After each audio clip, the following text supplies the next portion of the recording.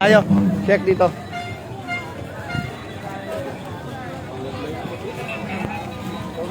Oh, dito malagay. Sa mga nakinig po at nagbigay attention po, pasensya na po kami kayo kung kami po ay nakakabala sa inyo, lalong-lalo na doon sa inyo pa mga Muslim. Malugod po kayo naming pinasasalamatan at ini-invite pa rin naman, lalong-lalo na kung kayo po ay may katanungan. At ito po ay ipapasa na natin sa ating butihing kapatid, aming Sheikh Abdul Rashid Fabri. Sila man po ang mag-perform at kanya po ipapaliwanag ang reliyong pananampalatayang Islam bilang dating Kristiyano na ngayon Muslim na. Siya po ay si Brother Abdul Rashid Fabri ng Liwanag. Assalamualaikum warahmatullahi wabarakatuh. Waalaikumsalam warahmatullahi wabarakatuh. Takbir! Takbir! Takbir! A'udzu billahi minasyaitonir rajim. Bismillah walhamdulillah. Wassalatu wassalamu ala asyrafil anbiya'i wal mursalin sayyidina wa habibina Muhammad wa ala alihi wa ashabihi wa man tabi'ahum bi ihsanin ila yaumiddin. Amma ba'd. Rabbi ishrah li sadri wa yassir li amri wahlul 'uqdatam min lisani yafqahu qawli. Assalamu alaikum warahmatullahi wabarakatuh. Katotohanan, ang lahat ng pagpupuri at pagdadakila ay naukol lamang para kay Allah subhanahu wa ta'ala, ang Panginoon ng sanlibutan. Tayo'y pumupuri, sumasamba, humihingi ng gabay, kapatawaran laban sa kasamaan ng ating mga sarili. Kung sino man ang patnubayan ng Allah subhanahu wa ta'ala sa matuwid na landas sa reliyong Islam ay walang makapagliligaw sa kanya. At kung sino man ang hayaan ng Allah subhanahu wa ta'ala na maligaw ay hindi siya makakatagpo ng gabay maliban sa gabayan siya ng Allah subhanahu wa ta'ala. Saksiyan natin na walang ibang Diyos Rob na karapat dapat pagkukulan ng pagsamba liban kay Allah subhanahu wa ta'ala, at saksiyan natin ang mahal na propeta Muhammad sallallahu alaihi wasallam ay kanyang huling sugo, propeta alipin ng Allah subhanahu wa ta'ala.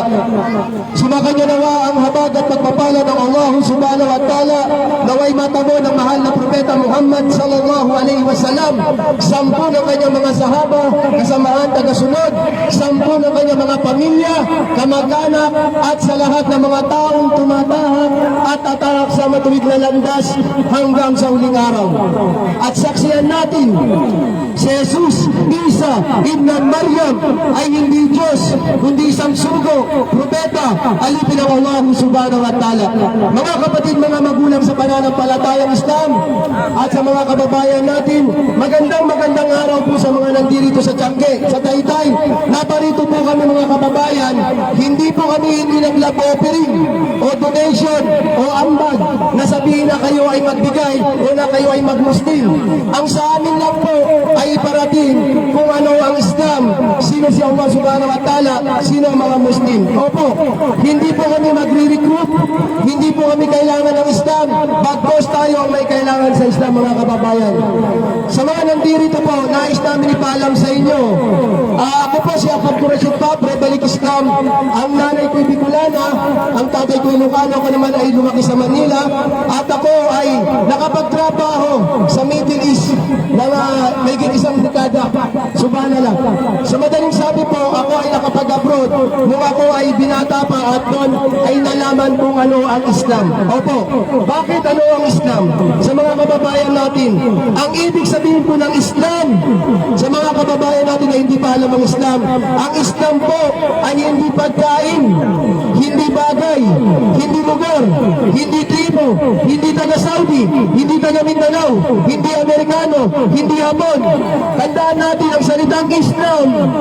Ang salitang Islam, mga kababayan, ito ay Arabikong salita nanggaling sa root ay salam, na ibig sabihin naman ng salam ay pagsunod, pagsunod, pagtalima, kapayapaan. Yun po ang Islam, mga kababayan. Ang Islam po ay galing sa tagapaglikha. Hindi po siya bagong reliyon. Bagkos, ito ay nilikha ng Allah subhanahu wa ta'ala sa sanlibutan. Opo.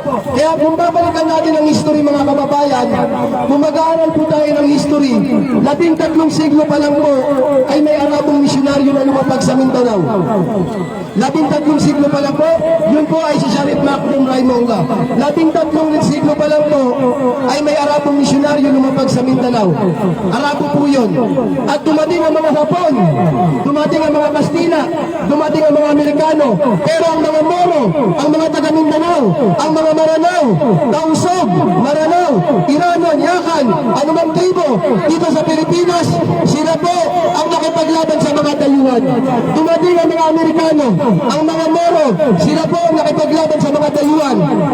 Dumating ang mga Hapon, ang mga Moro, ang mga Maranao, ang mga Maguindanao ng mga tribo, sila po ang nakipaglaban sa mga dayuhan. Dumating ang mga Kastila, ang mga Moro, ang mga taga Mindanao, ang mga Maranao, sila po ang matatapang na mandirigma na nakipaglaban sa mga dayuhan. Subhanallah. Kaya makikita niyo po, kami po ay Salam Police. Ang ibig sabihin ng Salam Police is bag. Salam Police Advocacy Group. Buong Pilipinas po ay meron ng Salam Police. Kahit sa ibang bansa, may chapter na po. Ano ang ibig sabihin ng Salam Police? Ang Salam Police po, ito po yung tumutulong kapag may reklamo ang mga kababayan natin at may donation, papilitin kayo makipag-away sa inyo. Kaya nandito ang Islam, Salam Police Advocacy Group, at nandito rin ang NCMF, National Commission on Muslim Filipinos. Kung meron kayong mga complaint, pwede po kayong pumunta sa NCMF at pwede kayong pumunta sa Campo Grande, sa SPC. Tatanggalin natin yung barriers, yung mga harang ng mga Kristiyano at Muslim. Opo, bakit kami nagtatawa? Bakit po namin pinararating sa inyong Islam? Ito po ito'y wasiya ng Propeta Muhammad sallallahu alaihi wasallam. Qala Rasulullah sallallahu alaihi wasallam, balighu ani walau aya. Ipahayag, iparating na kahit isang bersikulo o aya mula sa Quran. Na ibig sabihin, ang pag-aanyaya po ng pag-aanyaya sa katuruan ng mga surat propeta, hindi po kami nagre-recruit mga kababayan. Kahit ako po, kahit sino man po sa amin, ay hindi po kami kailangan sa Islam. Dito po sa Islam mga kababayan, tinuturo po rito yung unang haligi ng pananampalatayang Islam na dapat maunawaan ng mga kababayan natin. Ano ba yung unang haligi ng reliyong Islam? Ang unang haligi ng reliyong Islam mga kababayan, yung pagsunod, pagsuko, pagtalima, pagsamba sa tunay na tagapaglikha. Yung pinaka ginagawa natin ngayon mga kababayan, ilang araw na lang ay darating na naman yung bagong taon. Subhanallah. At tumating yung Pasko na ang Diyos ay nagkaanak, ipinanganak, at sa kanya tandaan natin, ito'y malaking nabastangan sa Allah subhanahu wa ta'ala. Ang Diyos po ay hindi pwedeng magkaanak, hindi pwedeng ipanganak, at sa kanya ay walang mahalin tulad. Tandaan natin, sinabi ng Allah subhanahu wa ta'ala sa banal na Quran, Bada'udu billahi minasyaitanir rajim, bismillahirrahmanirrahim. Sa ngalan ng Allah, ang mapagpalang makapagin. Kul huwa Allahu ahad. Ipahayag si Allah, ang nag-iisa. Allahus samad. Allah ang walang hanggan, ang ganap sandigan ng lahat. Lam yalid walam yulad. Hindi siya ipinanganak at lalong hindi siya nagkaanak. Walam yakun lahu kufuwan ahad. At sa kanya ay walang mahalin tulad. Kaya mga kababayan, kapag tayo ay sumasamba sa Diyos na namatay, na ipako, natulog, nag-birthday, wayadu billah, ayun po ang pinakamalaking kasalanan ni angkan ni Adam alayhis salam na sumamba tayo sa mga ritulo. Diyos Ama, Diyos Anak, Diyos Kaol, Diyos Pato. Ito'y malaking pananagutan natin mga kababayan. Kaya dumating ang Islam, ang angkan ni Adam alayhis salam ay makasalanan. Kala Rasulullah sallallahu alaihi wasallam, Kulo bani Adam kata wa khairul katain at tawabun. Ang angkan daw ni Adam alayhis salam ay makasalanan, nagkakamali. Ang pinakamainam sa mga makasalanan ay yaong nagtatauba, nagbabalik loob kay Allah subhanahu wa ta'ala. Opo mga kababayan, pasensya po mga kababayan, ang sa akin lang po ay parating ang Islam. Sino ang dapat sambahin? Sino si Allah subhanahu wa ta'ala? Kaya mga kababayan, hanggat nandito pa tayo, may oras, may panahon, hanggat hindi pa tayo pinaratan ng kamatayan, pwede pa tayong sumamba sa tunay na tagapaglikha na si Allah subhanahu wa ta'ala. Tandaan natin mga kababayan, panandalian lang tayo rito. Mga kotse, mga ari-arian, bahay, mga napundang, diploma, pamilya, anak, asawa, lahat yan ay iiwan mo sa dunya. Lahat yan, kayamanan mo, ari-arian mo, na imbis mo. Ang dapat natin gawin sa mundo ay sumamba, umuri, tumakila at magbalik loob sa tunay na tagapaglikha na si Allah subhanahu wa ta'ala. Kahit paano pang estado mo sa mundo, ikaw man ay maraming negosyo, maraming ari-arian, o karir o diploma, o marami kang napundar. Pero kapag mali ang iyong sinamba, sumamba ka sa bato, sa krus, sa kahoy, ito'y pananagutan mo sa iyong libingan. Subhanallah. Sinabi ng Allah subhanahu wa ta'ala sa banal na Quran, kullu nafsin dha'iqatul maut wa innama tuwaffawna ujurakum yawmal qiyamah. Ang bawat kaluluwa, ang bawat may buhay ay makakaranas ng kamatayan, at ang muling pagkabuhay muli ay pagkakaloob sa kanya ang lubos na kabayaran. Kaya mga kababayan, panandalian lang tayo rito. Kaya huwag tayo mag-celebrate ng bagong taon. Ito ay malaking lapastangan sa Panginoon. Sa Islam, hindi pwedeng mamatay ang Diyos, hindi pwedeng itakot, hindi pwedeng maidlip, hindi pwedeng matulog. Wayado nila. Kapag ang Diyos namatay, tandaan natin wala na magbabantay sa mundo. Wayado nila. Kaya mga kapatid, mga magulang, mga kababayan, ang Diyos hindi pwedeng ipako, hindi pwedeng maidlip, hindi pwedeng matulog, at sa Kanya ay walang mahaling tulad. Daig, at sinabi pa ng mahal na propeta Muhammad sallallahu alaihi wasallam, Adunya sidnil mu'min wa janatul khafir. Tandaan natin mga kapatid sa mananampalatayang Islam, itong mundo raw na ating ginagalawan ay paraiso ng non-believers at paraiso ng hindi mananampalataya at kulungan sa mga mu'min mananampalataya. Tandaan natin, sinabi ng propeta Muhammad sallallahu alaihi wasallam, kun fit dunya kana kagaribu nabiru sabil. Gawin mo raw ang buhay mo rito sa daigdig na parang isang manlalakbay, dayuhan. Opo, baka meron kayong mga tanong mga kababayan. Kapag may nagtanong po, ano, 50 pesos o 100, inshallah, bakit ang mga Muslim hindi kumakain ng karne ng baboy? Di ba? Laging sinasabi, bakit sa Muslim hindi kumakain ng karne ng baboy? Di ba tayo? Bakit sa Muslim mahaba ang balbas? Di ba? Bakit sa Muslim maraming asawa? Di ba? Bakit sa Muslim inilibing agad? Opo, nung nakaraan ako napapanood sa live, naglibing kami ng Balik Islam. Meron siyang Last Will and Testament. Ginawa namin sa Ataol. Yung sa paglilibing, baka may mga magtatanong, sister, baka may tanong po kayo, huwag kayong mahiya. Kapag may nagtanong po, may 50 pesos. Baka sabihin na, puro kami ang tama. Baka may magtatanong, bakit ang mga Muslim maraming asawa? Bakit ang mga Muslim terorista, tugutulyo, matatapang? Tandaan niyo po, ang Muslim at Islam ay magkaiba. Lagi namin sinasabi po yan. Ang Muslim at Islam ay magkaiba. Ang Muslim, ito'y sumusunod sa tanghali, sa hapon, sa takipsilim at gabi. Obligado, wajib, obligado sa isang mu'min, ano man ang estado mo, wajib tayo magsalamat kasal. Ala Rasulullah sallallahu alaihi wasallam, bayna rajuli wa bayna rusyid wal kufri tarkus salah.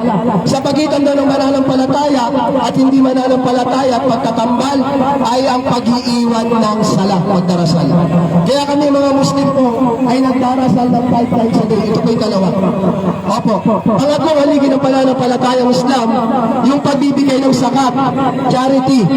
Ibig sabihin ng zakat, yung isang Muslim na mayaman, na may kakayahan, ay obligado na bawasan yung pera niya.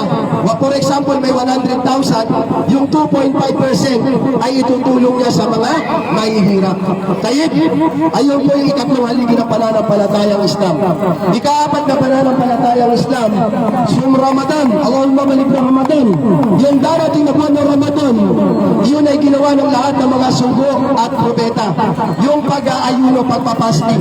Lahat po ng mga sugo at propeta, kahit si Isa, Jesus Christ, ay nagpasting, nag-ayuno ng 40 days, 40 nights. Ayun po. Panglima, yung paglalakbay sa Saudi Arabia, pag-Hajj bil Maghrib. Pagpunta sa bahay Kalaminan, ayan yung sentrong panalaginan. Ayun po yung ikalimang haligi ng pananampalatayang Islam. Baka meron po kayong tanong sa mga brother, sa mga nandito. Inshallah, karapatan nyo daw upang malaman nyo.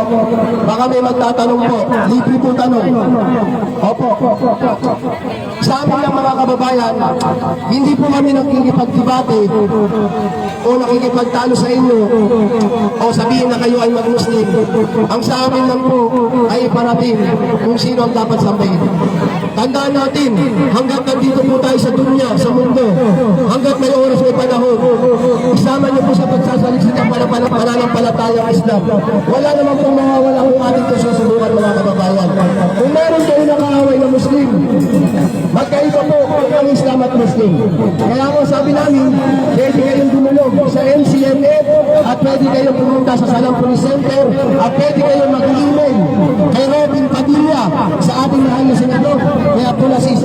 Opo, handaan niyo po, sa Islam, hindi pwede sundin lang yung isang tao. Kapag nagkasala yung isang taong Muslim, pagkakasala niya po yun, hindi po pagkakasala ng pananampalataya. Sa magandang araw po mga sister. Baka may tanong po kayo sa pananampalatayang Islam. Baka bakit ang mga Muslim maraming asawa? Baka meron po kayo kay Mia. Open forum po tayo. Baka may komento lang kayo, bakit ang mga Muslim maraming asawa? Bakit ang mga Muslim hindi kumakain ng kanin ng baboy? Bakit ang mga Muslim matatapang? Magandang araw po, dati rin po kami mga Katoliko. Huwag kayong mahiyak. Huwag kayong matakot sa Muslim. Kapag nagalit ako, bibigyan ko 1,000. Ganito nyo lang ako. Eto, bigyan natin 1,000. Kapag kinalit si Muslim, bibigyan ko 1,000. Huwag kayong mahiyak. Opo. Baka may tanong ka, boss, sa Islam. 50 pesos. Regalo ng Islam. Gawin natin 100 pesos. Ayun, may tanong si brother. Ano tanong mo? Bakit ang...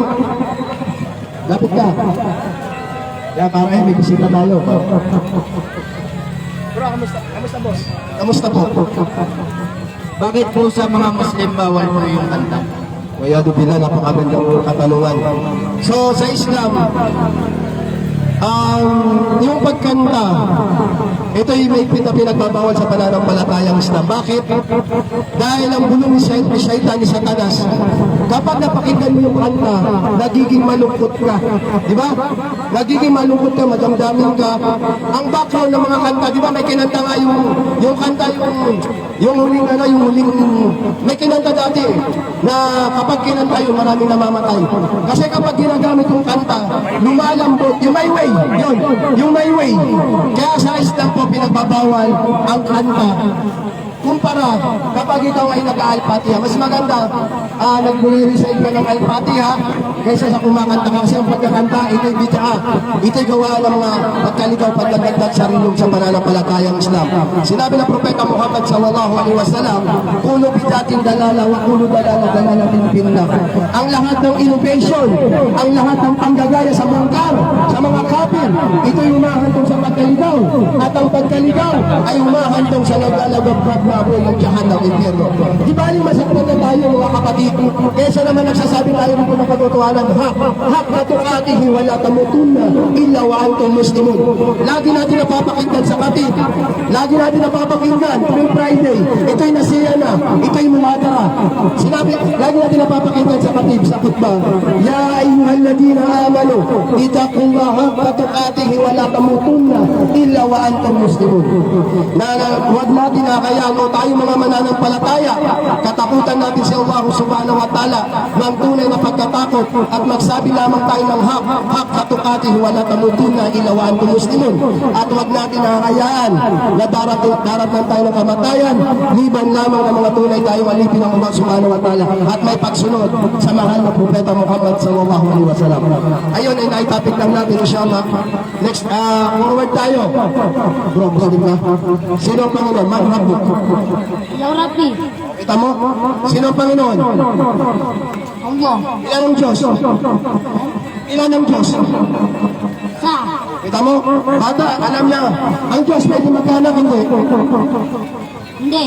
Pag nanganak, anong salitang ama? Tatay o lalaki? Langit. Kita mo? Ang Diyos Ama, mga kababayan, ang Diyos Ama ay literal na panukoy sa lalaki. Ang Diyos po hindi pwedeng tawagin Diyos Ama. Bakit? Ang Diyos po hindi siya pwedeng itukoy sa pantukoy ng lalaki. Ang Diyos Ama ay salitang panlalaki po yun. Kaya ang Diyos hindi pwedeng magkaroon ng sangkasarian at sa Kanya ay walang mahaling tulad. Ayun po yung pinakamalaking dapat malaman ng mga kababayan natin. Sa Islam po mga kababayan na dapat sambahin natin yung tagapagluta, sambahin natin si Allah subhanahu wa ta'ala, hindi yung inimitang tao. Eh bakit sa inyo bro? Hindi nyo pala kilala si Jesus Christ? Bro, baka may tanong ka. Katoliko po kayo? Katoliko? Bro, ano sa inyo si Jesus Christ? Panginoon? Okay na yan, kwentuhan lang. Ating forum ba? Diyos? Opo, kaya pasintabi. Si Jesus Christ po sa amin, to all respect sa mga Katoliko, sa mga kababayan natin. I love Jesus Christ po. I love Jesus Christ. Si Jesus Christ po sa Islam, sa pasintabi sa mga kababayan po natin, tuwing Pasko sila celebrate birthday niya nagkaanak. Ang Diyos nagkaanak tama. Birthday niya rin 25, di ba? Ngayon po si Jesus Christ po sa amin, si Jesus Christ po, tuwing mahal na araw, sa amin sa Islam, hindi po siya pwede mamatay. Hindi pa siya namamatay. Di ba? Pero sa Katoliko, pasensya po, tuwing mahal na araw, na ipapako, namamatay, nabubuhay ng 3 araw. Di ba?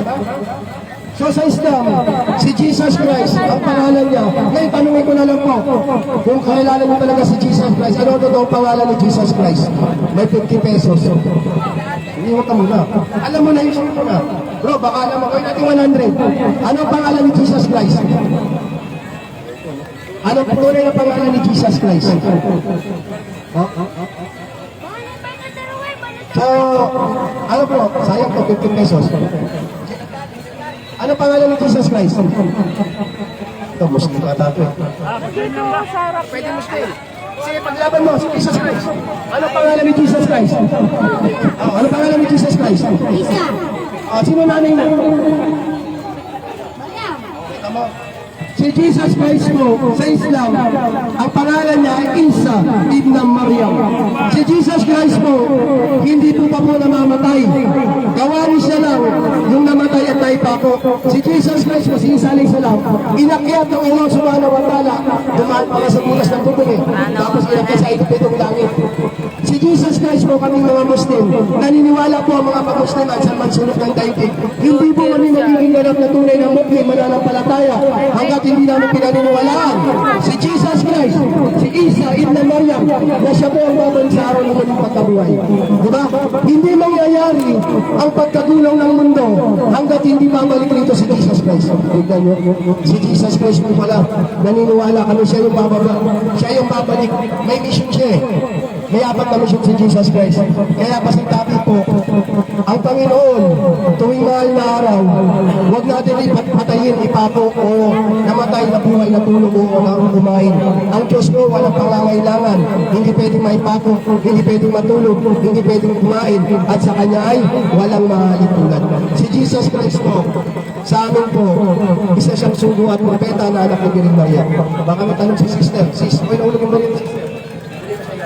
Baka may tanong po. Inshallah, naway topic na tayo. Bro, pasensya na bro ha. Pasensya. Kasi sa Islam talagang sinasabi namin, para nagkakaroon tayo ng kaalaman. Next topic, forward tayo. Bakit ang mga Muslim ang gagwapo? Diba? Bakit ang mga lalaking Muslim ang gagwapo? Takbir! Diba? Ang gagwapo. Ilan ang mga asawa? Ilan ang asawa ng Muslim? 4, hanggang 4. Pero ako isa lang. Dito ako lang. Bakit? Tignan mo kuya, sa Saudi Arabia, punta ka ng Saudi, yung hari dyan, mayayaman na Arabo. Hirap pa sila mag-asawa ng isa. Diba? Bakit sa mga Muslim aking pinapanahon ng mga Muslim? Sister, sabi ko, bakit sa lalaki lang pwede? Bakit sa mga Muslim na pwede mag-asawa ng marami? Diba? Bakit sa babae bawal? Diba? Tanong ko, balikan natin. Fast forward tayo. Balik tayo sa Katoliko. Ito bro, hindi pa kikipag-diba dito sister, brother ha? Ito po. Sa Katoliko, kapag may iniwan o halimbawa iniwan yung sister, asawa ko, Katoliko ako, iniwan ko yung sister. Ngayon, yung sister, nagkaroon ng boyfriend o kalaguyo. Ngayon, mamaya-maya, uwi na yung nag-away sila. Saan sila pupunta? Saan nagre-reklamo? Kaya kay Tulpo, di ba? Marami nagre-reklamo kay Tulpo. Bakit mag-asawa ng 2, 3 hanggang 4? Hirap pa nga sa isa eh. Pero yung mga sister ko baka magalit, matuloy na ko mamaya.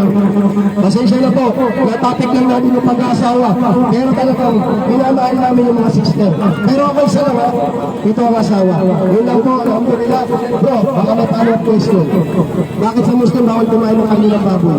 Sabi nila eh, sabi ng mga kababayan natin, lapit mo.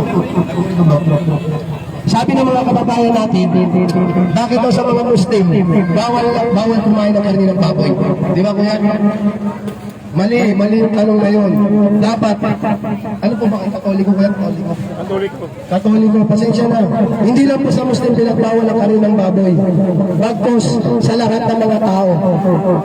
Kung bubuksan natin ang Biblia, una, ang baboy po, ito'y malakam. Unang-una, ang baboy ay nilikha ng Diyos para kumain ng mga insekto. Ayon sa mga dalubhasa. Alam niyo ba si Satanas?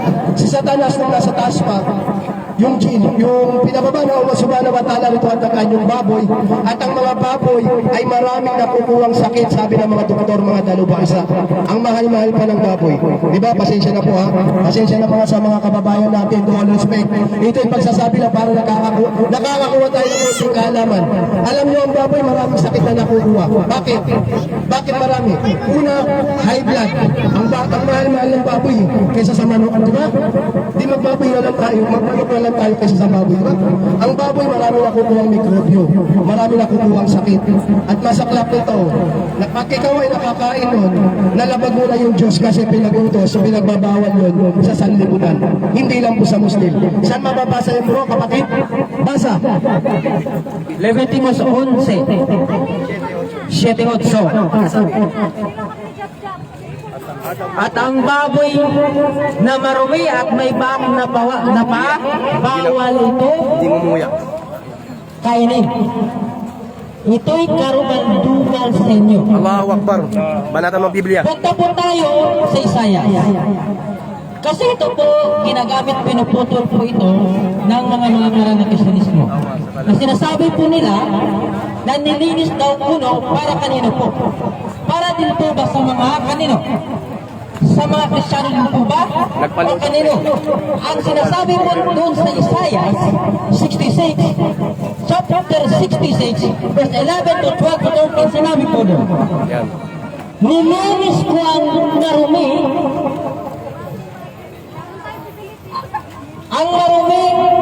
na mga pagkain para sa mga taong kalaban ni Jesucristo na mga Pariseo. Ano po ba itong Pariseo?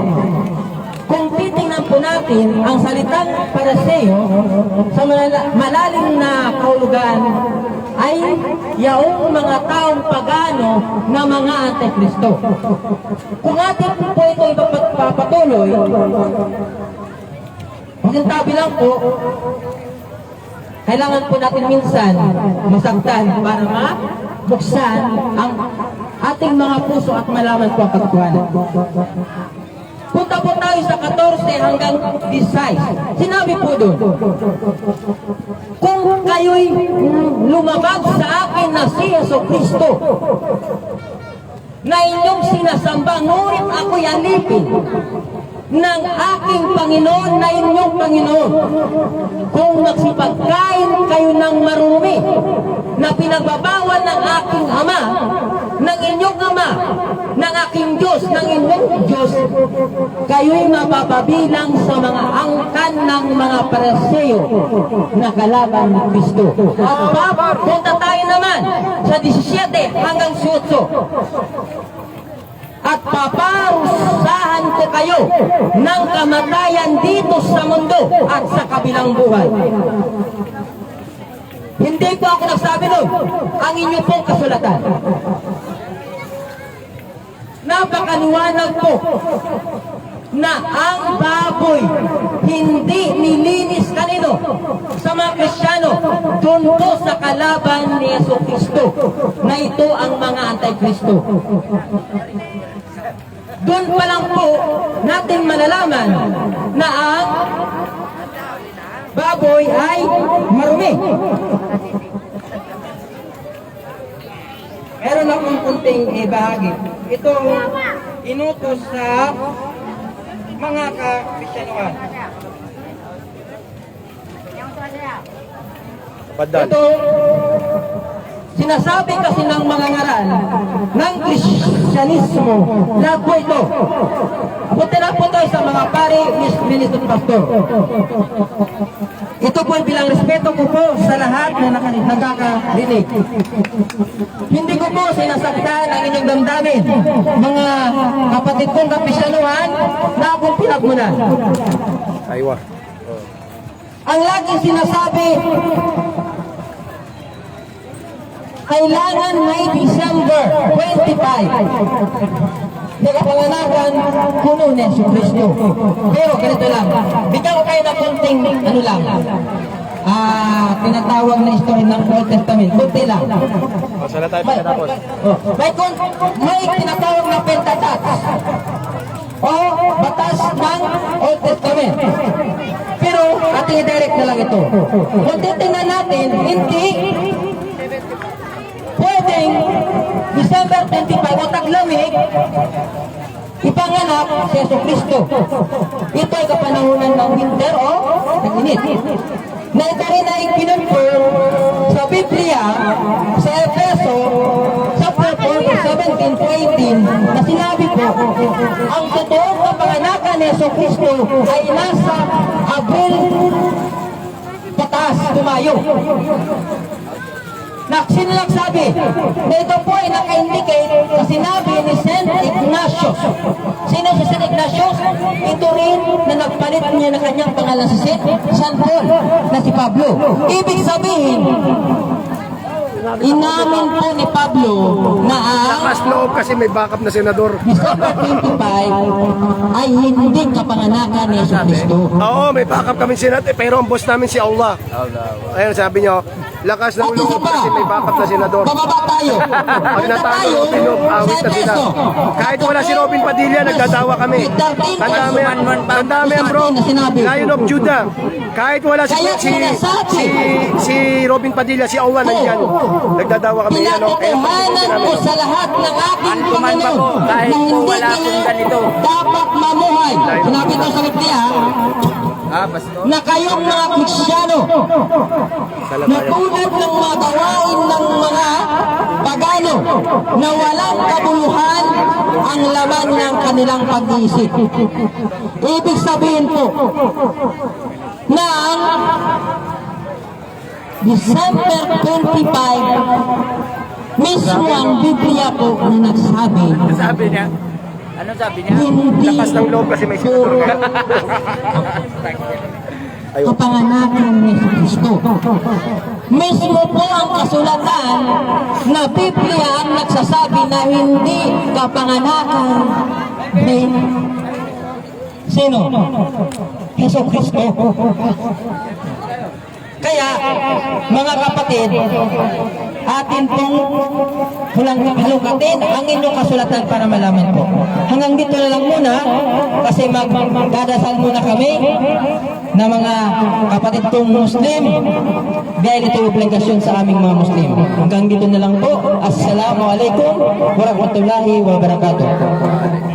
Alhamdulillah sa mga nandito po sa nakapakinig, sa mga kapatid natin sa pananampalatayang Islam at sa may mga pwesto at sa mga kababayan natin. Humingi po kami ng konting pasensya sa pag-abala sa inyong pagninegosyo. Ang sa amin lang po ay pagsasabi ng katotohanan. Inshallah, kung meron po kayong mga complaint o gusto nyo i-follow up, may mga Muslim na namatay, pwede nyo po kami kontakin. Yung page po namin, Masjid Liwanag, at ang aming masjid ay meron po kami dito sa Taytay, Masjid Uwais Al-Karni. Ang aming Facebook page, Masjid Liwanag. Kapag may namatay na Muslim, kapag may nag-aaway o i-rescue, kontakin nyo lang po kami at aming tutulungan sa abot ng aming makakaya. I-follow, i-share nyo, Masjid Liwanag sa social media. At kami po ay nasa Salam Police, SPC, Salam Police Advocacy Group. Take note, kayo may nagsabi kanina hindi po kami humingi ng gabay o protekta kay mahal na senador, kay Robin Padilla, kay Abdulaziz. Ginagawa po namin ito, Lion of Judah. Kung gusto mo talaga ng debate, isiset natin yan. Pero hindi po kami nakikipagdebate. Pero bibigay namin sa iyo yung debate. Ang sabi lang po ay pagsasabi ng katotohanan. Huwag mong sabihin na dahil kay Senador Robin Padilla, nagdadawa kami, may protection. Wala po. Ginagawa po namin ito, pisabilillah, para may mabaon kami sa libingan sa Yamul Qiyamah. Hanggang dito na lang po. Subhanakallahumma bihamdi, asyhadu an la ilaha astaghfiruka wa atubu ilaik. Wa akhiru da'wana alhamdulillahi rabbil alamin. Assalamu alaikum warahmatullahi wabarakatuh. Takbir! Takbir! Takbir! Kaya yun, yung mga nagdidibat.